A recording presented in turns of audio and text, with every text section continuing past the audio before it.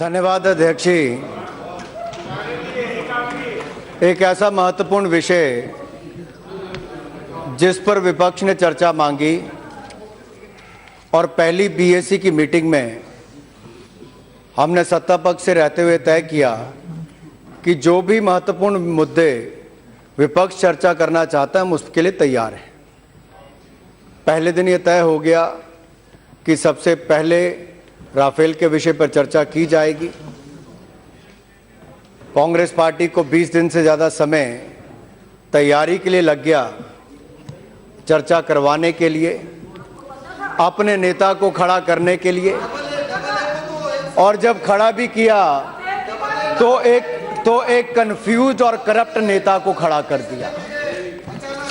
चर्चा करने के लिए भी कोई ईमानदार नहीं मिला, एक ऐसे कंफ्यूज व्यक्ति को जो करप्ट भी है और बेल पर बाहर भी हैं,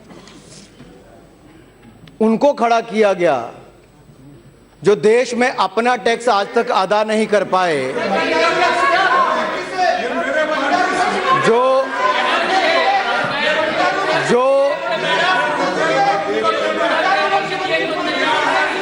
कंफ्यूजन इतनी है कि थोड़ा लेट समझ उठते हैं।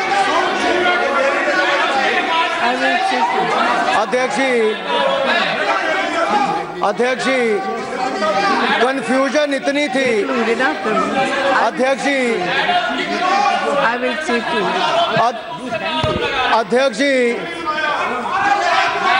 कंफ्यूजन इतनी है कि वो इस हद तक गिर गए कि जिनका परिवार और पार्टी इस देश के पत्रकारों को इमरजेंसी के समय लगाम लगा देते हैं कि वो स्वतंत्र लेख नहीं लिख सकते, पार्लियामेंट की फंक्शनिंग हो, लोकतंत्र को खत्म करने की बात करते हैं, वो रूप इनमें देखने को नजर आया जब वो समिता प्रकाश जी,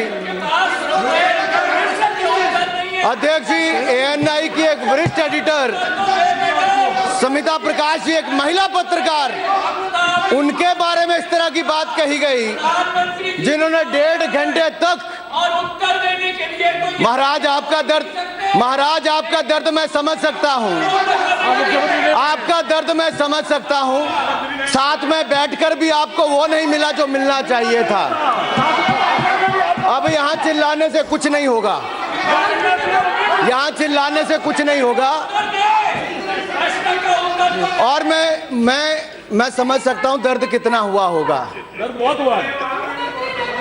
और यही नहीं, प्लीज अध्यक्ष जी, वो एएनआई की एक सीनियर एडिटर है, महिला पत्रकार है, उन्होंने प्रधानमंत्री जी से 1.5 घंटे के भाषण में देश और दुनिया से जुड़े बहुत सारे सवाल पूछे, लेकिन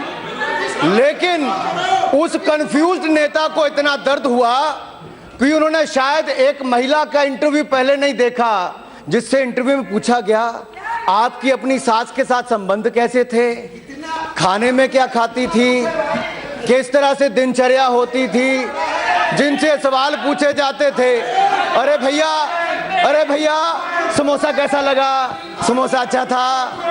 शायद वो ऐसे इंटरव्यूज को भूल गए। क्या वो चाहते थे कि स्मिता प्रकाश जी भी, वो महिला पत्रकार, उन बाकी पत्रकारों की तरह उनकी इच्छा होगी जो उन्होंने सवाल पूछे होंगे पहले के लोगों ने कि आपको कौन सी साड़ी पहननी पसंद है या आपके अपनी सास के साथ क्या संबंध थे। लेकिन अध्यक्ष जी, क्या ये चाहते हैं कि वो मोदी जी से ये पूछते कि मोदी जी आपके अपनी माता जी से संबंध कैसे हैं, आज सुबह नाश्ते में क्या खाया, क्या ऐसे सवाल पूछने चाहिए थे। उन्होंने सारे सवाल पूछे जो देश हित में थे और जो देश से संबंध रखते थे। और मैं बधाई देता हूं प्रधानमंत्री जी को, उस 1.5 घंटे में प्रधानमंत्री जी ने सब विषयों का उत्तर दिया और भारत सही दिशा में चल रहे इस बात को भी कहा। अध्यक्ष जी, कंफ्यूजन उस नेता की इतनी थी कि 20 मिनट बोले और 20 मिनट में 20 झूठ बोलकर चले गए। झूठ पर झूठ बोलकर चले गए और शाम को एक पत्रकार वार्ता कर दी और पत्रकार वार्ता में वही किया जो वर्षों से ये करते चले आ रहे हैं। 1-2 का 4 वहां पे भी कर दिया, 1-2 का 4 कर दिया। तीसरा सवाल पूछना भूल गए अध्यक्ष जी, ये 1-2 का 4 करते आए। जेटली जी ये कहकर गए थे, मिस्टर क्यू की बात करके गए थे। क्यू से वी तक बहुत अंतर है, अभी बीच में आर और एस भी आता है। और आज राफेल पर कौन पार्टी प्रश्न खड़ा करती है, कौन परिवार प्रश्न खड़ा करता है, जिनके अतीत। अरे खड़गे जी, आपका दर्द मैं समझ सकता हूं।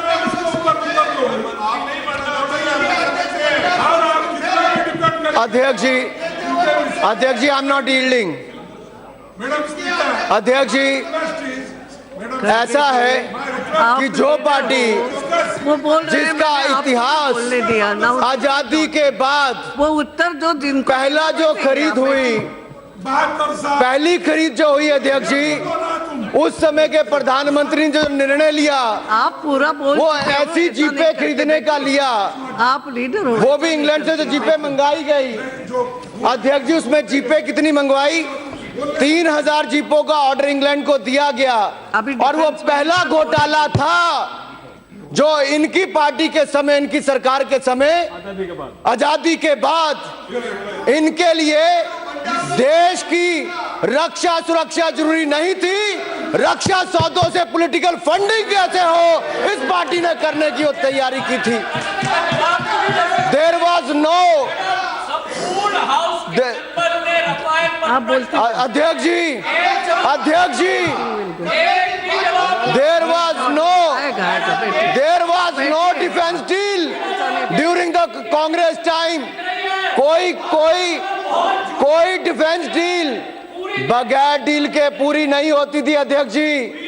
इनके समय कोई डिफेंस डील के बिना डिसाइड नहीं होती थी। इनके समय दलाल तय करते थे, इनके हित में सौदा करवाते थे। आज राष्ट्र हित में सौदा होता है तो मोदी सरकार राष्ट्र हित में सौदा करवाती है।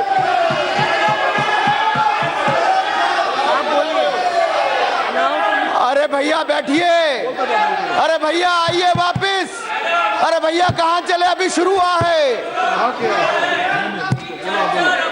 अध्यक्ष जी, मैं हर बार बोलता हूँ, वो हर बार उठ के चले जाते हैं, लेकिन आपके माध्यम से मैं देश को तो बताऊंगा। अध्यक्ष जी, ये केवल जीप स्कैम तक रुका होता तब भी मैं समझ जाता कि ये कोई भी रक्षा सौदा, कोई भी डिफेंस डील बगैर डील के इनके लिए पूरी नहीं होती थी। डील में भी इनके हित का क्या आता था ये तो देखते थे, पॉलिटिकल फंडिंग होती थी। अध्यक्ष जी,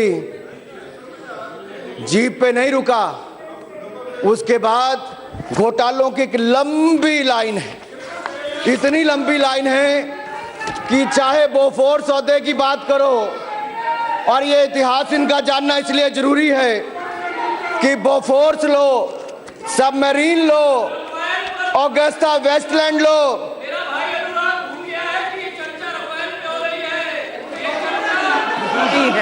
बैठिए सिंधिया जी, इतनी तो हिम्मत, सिंधिया जी बैठिए। Nothing is going on record, this is not fair. अध्यक्ष जी, हम कुछ नहीं भूले। बैठिए, मैंने उनको भी बिठाया था, आप भी बैठिए प्लीज। अध्यक्ष जी, गोइंग ऑन रिकॉर्ड। अध्यक्ष जी, आप खराब करते हो। आप अध्यक्ष जी, कुछ रिकॉर्ड पे नहीं जा रहा है। अध्यक्ष जी, ऐसा नहीं करते खड़गे जी, मैंने इनको भी डांटा था, कहा था कि आपको डिस्टर्ब नहीं करेंगे। अध्यक्ष जी, और आप ही ऐसा करें। अभी डिफेंस मिनिस्टर का जवाब आना है, अभी आने का जवाब, ऐसा नहीं। हर एक का अधिकार है, मैं यहाँ बैठी हूँ, क्या कुछ कह रहे हैं, कुछ गलत कहे तो भाई आपको नहीं, अध्यक्ष जी, ऑन रिकॉर्ड लाइक दिस, मगर ये अच्छा भी नहीं है। अध्यक्ष जी, इनको बोलने नहीं, सबको बोलने दो अपने तरीके से, बोलिए। अध्यक्ष जी, आखिरकार ये रक्षा सौदे की बात हो रही है, अच्छा नहीं है तरीका। और मेरा आप अब तक का भाषण निकाल के देखिए, मैंने रक्षा सौदे पर ही बात की है कि देश के इतिहास में रक्षा सौदों की शुरुआत ऐसे हुई कि जीप घोटाले से इनकी पहली सरकार के समय वो शुरुआत हुई कि कैसे देश को पीछे रखकर अपने परिवार और पार्टी का हित इन्होंने पहले रखा, और देश को जब चीन के साथ युद्ध हुआ उसका खामियाजा भुगतना पड़ा, आप इसको नकार नहीं सकते। और दूसरा मैं आपको ये कहना चाहता हूं, यही नहीं, इसके आगे भी देखिए, चाहे सबमरीन घोटाला हो, चाहे बोफोर्स घोटाला हो, चाहे नेशनल हेराल्ड घोटाला हो, चाहे अगुस्ता वेस्टलैंड घोटाला हो, चाहे 2G हो, कोल हो, बाकी स्कैम हो, ये सब आपके पॉलिटिकल फंडिंग के लिए इस्तेमाल हुए। इसलिए आपको दर्द होती है, और हमें दर्द इसलिए होती है कि जिन लोगों का नाम अगस्ता वेस्टलैंड में आया, आज वो यहाँ खड़े होकर प्रश्न करते हैं, तो देश के लिए इससे शर्मनाक बात और क्या होगी मैडम, इससे शर्मनाक बात और क्या होगी। और यही नहीं, जिनका नाम नेशनल हेराल्ड में पब्लिक प्रॉपर्टी को बेचकर करोड़ों डकार जाएं और टैक्स भी ना भर पाएं, जिन्होंने देश का करोड़ों रुपए टैक्स देना है, अगर आपने करोड़ों रुपए टैक्स दे दिया होता तब आपके पास दम होता कि आप खड़े होकर सवाल करते। आपको पहले देश का पैसा देना, उसके बाद सवाल खड़ा कीजिए। और इसलिए मैं कहता हूं मैडम, ये तब सवाल इनको खड़ा करना चाहिए, और ये इसलिए मैं यहां कहता हूं मैडम, ये कहे इनके हाथ काम के। अध्यक्ष जी, मैं इनके समय नहीं बोला। अध्यक्ष जी, मेरा अभी बहुत समय बचा है, मुझे अभी बहुत नहीं अध्यक्ष जी, मुझे बहुत विषयों पर बोलना है। अध्यक्ष जी, एक बात बड़ी सीधी है, इसलिए ये दर्द नजर आता है इनका देखने में। अगर इन्होंने देश का टैक्स भर दिया होता, ये घोटाले नहीं किए होते, और इनकम टैक्स असेसमेंट में जो वापस बाहर आया, और ये केवल टैक्स चोरी नहीं, ये फोर्जरी का मामला भी है, और ये छोटी मोटी बात नहीं है। कांग्रेस करप्शन की कबड्डी बंद करे, मैं इसलिए कहना चाहता हूं मैडम, अगर 2012 में राफेल L1 था, तो अगर राफेल L1 था तो 2012 में आपके हाथ क्यों कांप गए? आपने हस्ताक्षर क्यों नहीं किए? आपने हस्ताक्षर किए? आज आपको 126 विमान दिखते हैं, आप 10 वर्ष में एक विमान नहीं खरीद पाए। हमारी सरकार ने 36 विमान खरीदने की शुरुआत की है। और अगर सुप्रीम कोर्ट का निर्णय भी आया है, तो वो सेना, सत्य और सरकार की जीत हुई है, और आपके मुंह पर तमाचा है, इस बात को मैं कहना चाहता हूं। और यही नहीं, सुप्रीम कोर्ट ने जब अपना निर्णय दिया, तो सुप्रीम कोर्ट ने विस्तार में कहा कि we have looked into the pricing procedure offset clause. और यही नहीं मैडम, उन्होंने कहा after looking at all the three aspects,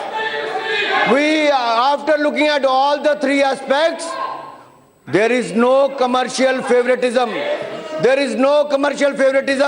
इससे पता चलता है कि नरेंद्र मोदी जी की सरकार ने सेना को भी मजबूत किया और देश के हित में निर्णय लिया है। मैं मोदी सरकार को बहुत बहुत बधाई देता हूं।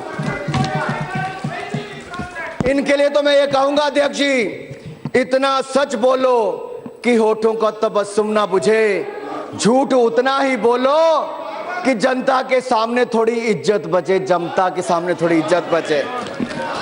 और अध्यक्ष जी, और ये जो इनके नेता ने पहले बयान दिया, उनके बारे में तो मैं ये कहूंगा, कांग्रेस अध्यक्ष के बारे में, कि ये 2 लाइनें हकीकत बयां करती है। अध्यक्ष जी, थोड़ा जिम्मेदारी से। कुछ हर लोग कोई 15 वर्ष सदन में रहकर भी नियम नहीं जाने, तो उसमें मेरा कोई कसूर आप नहीं बोलो, है।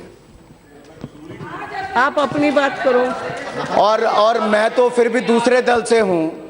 आप अपनी इनकी बात तो करो, अपनी विषय पे सरकार थी, और जब वो बोफोर्स पर बोलिए। जांच नरसिम्हा राव जी करवाते थे और सीबीआई जब दस्तक देती थी तो कितना हड़कंप उस समय मचता था, वो दर्द मैं समझ सकता हूं।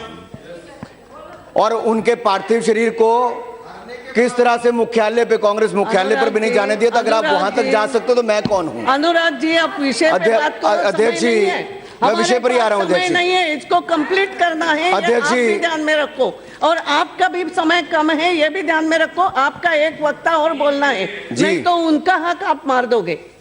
तो प्लीज ऐसा नहीं है। अध्यक्ष जी, ये लोग जो नरेंद्र मोदी जी को चुनौती देते हैं, ये जो नरेंद्र मोदी जी को चुनौती देते हैं, ये सूर्य को उसके प्रकाश और तप का प्रमाण देने की बात करते हैं, और उनको देने की जरूरत नहीं है। उनका राजनीतिक जीवन ये स्पष्ट तौर पर बताता है कि क्या क्या हुआ है। और अध्यक्ष जी, ये जो मैं 2 लाइनों में कह दूं आपके लिए कि सपनों में देखी बात बोलने के आदी हो गए, झूठे फरेब के पैमाने पर सबसे बड़े फसादी हो गए। इसलिए ये जो सपनों में आपको ख्याल आते 526 करोड़, 540 करोड़, 520 करोड़, 700 करोड़, ये किसी एक आंकड़े पर रुक जाइए। आप कंफ्यूज्ड बहुत नजर आते हैं, और देश को कंफ्यूज मत कीजिए। इसलिए अध्यक्ष जी, ये अलग अलग कीमतें देने की बात हो, और यहां तक कि प्रेसिडेंट मैक्रोन के बारे में जो सदन में बात कही गई थी, उसका भी जवाब उन्होंने 2 घंटे के अंदर दिया, और मेरा प्रिविलेज नोटिस आज भी पेंडिंग है। मैं आपको चाहता हूं कि उस पर भी करें। मैं ये भी जानना चाहता हूं अध्यक्ष जी, मैं ये भी कहना चाहता हूं कि राफेल के मुद्दे पर जो बात करते हैं, उनको पता होना चाहिए कि जो 10 वर्ष तक कोई कदम नहीं उठा पाए, वो हमारी सरकार ने उठाया।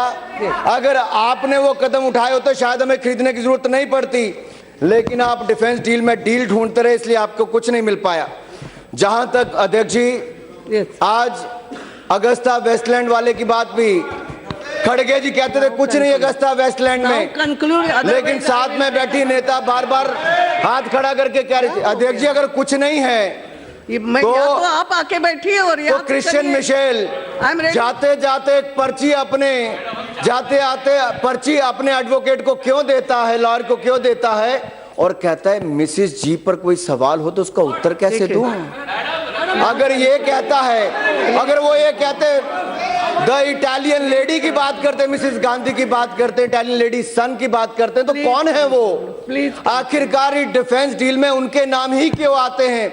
इनको लगता है कि इनके समय दलालियां खाई जाती थी, तो आपके समय होती होंगी, हमारे समय ऐसा कोई काम नहीं होता है।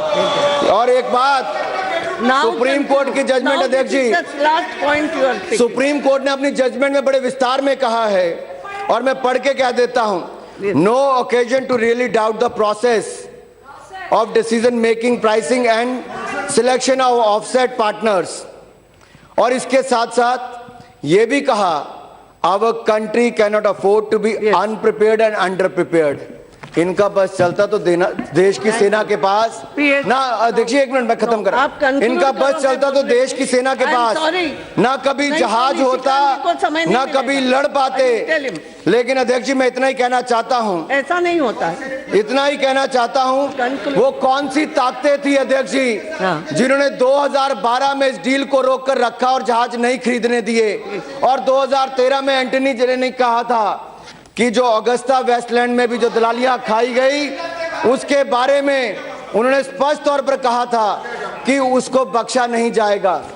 2012-13 के समय क्या चल रहा था इनकी पार्टी में, वो देश और सरकार जानती है।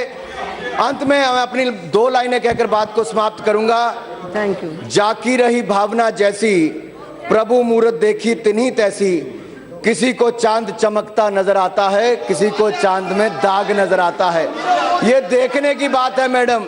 आज सेना खुश है, सरकार खुश है, देश की जनता खुश है। सुप्रीम कोर्ट के निर्णय में दूध का दूध पानी का पानी हुआ।